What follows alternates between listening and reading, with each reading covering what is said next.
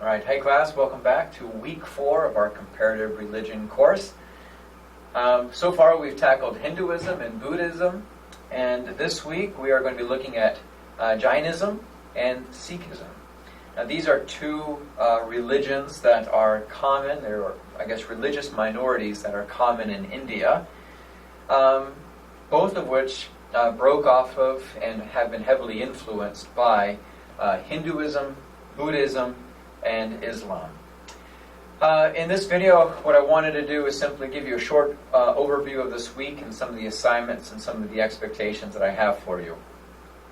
I think, considering that this is week 4 at this point, I imagine most of you are very comfortable with the kind of the methodology of this class, the deadlines, the discussion board forums, and in addition to being familiar with Connect and the Learn Smart assignments.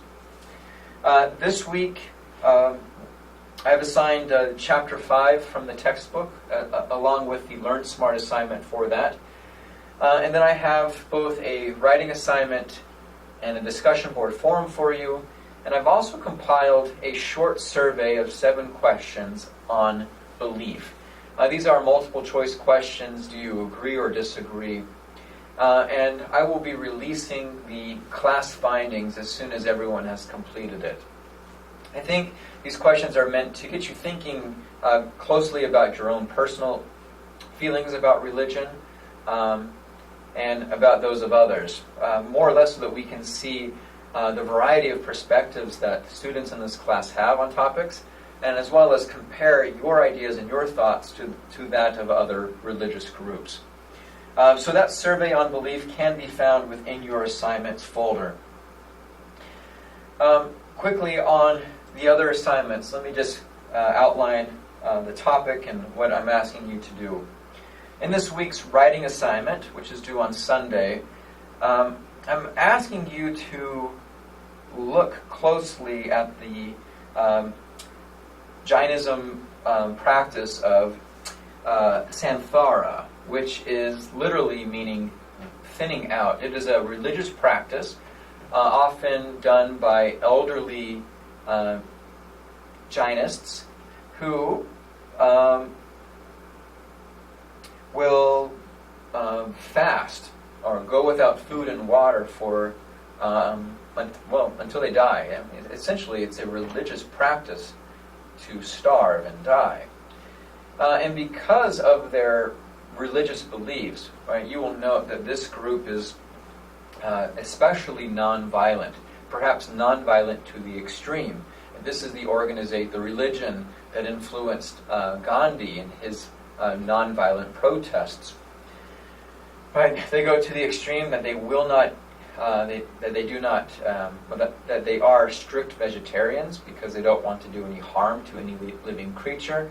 And they go about their lives being very careful to not even harm the smallest of insects or animals. And yet they practice this, they have this religious practice in which they will essentially starve themselves to death. And this religion has come under a lot of scrutiny recently because of this practice. And many people on the outside look at it and say, this seems to be counterintuitive. Right? You say that you do not want to harm any living thing, and yet you are doing harm to yourself. So for this writing assignment, I want you to, based off of your understanding of this religion and what you can find in the textbook, I want you to provide the justification for why supporters of this religion would support this practice of essentially self-starving or samsara. So that is your writing assignment due on Sunday.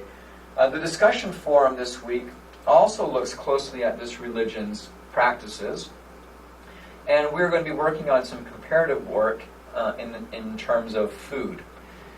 I think this is important to note that as we look at different religions, you will see that many religions have a specific dietary code or a list of foods that are restricted. This isn't something unique to any one religion, but it's something that you'll see in most religions. And so after reading a little bit about this religion's dietary code, I'm asking you to go out and research another religion of your choice, their religious dietary code. and then do some comparative work to look at, for instance, Jainists are vegetarian, so are Seventh-day Adventists. If you are going to be studying the Seventh-day Adventists and their dietary code, right, you might ask yourself, why the similarities?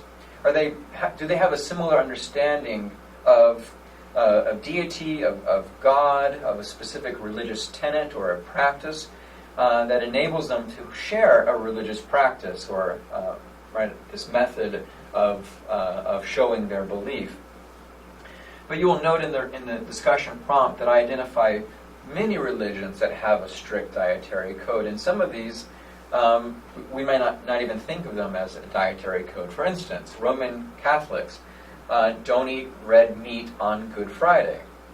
Now, they can eat red meat any other time, but on this specific date and for a certain period, they try to abstain from certain foods.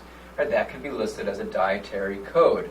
For Mormons, for instance, they live by a word of wisdom, which says that they can't smoke, or do drugs, drink coffee or tea, but also provides other suggestions on the foods that they should eat.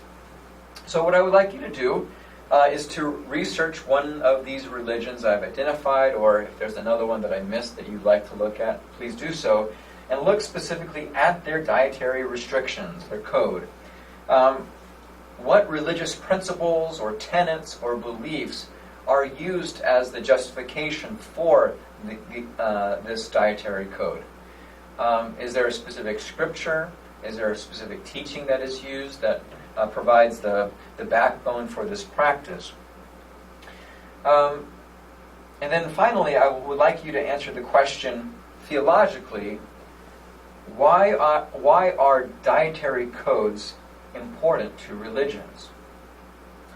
Right? Because religion is often about belief.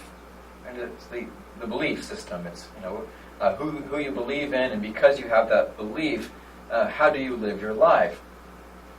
And I'm curious to see what your ideas are on how food and water fit into this religious practice. Why do you think so many religions have a specific dietary code? What is its function? And what can a believer prove by adhering to this religious dietary code? All right, those are your assignments for this week. As always, if you have any questions, shoot me an email, let me know. I'll get back to you as quickly as I can. Good luck this week. I look forward to seeing your work. Bye.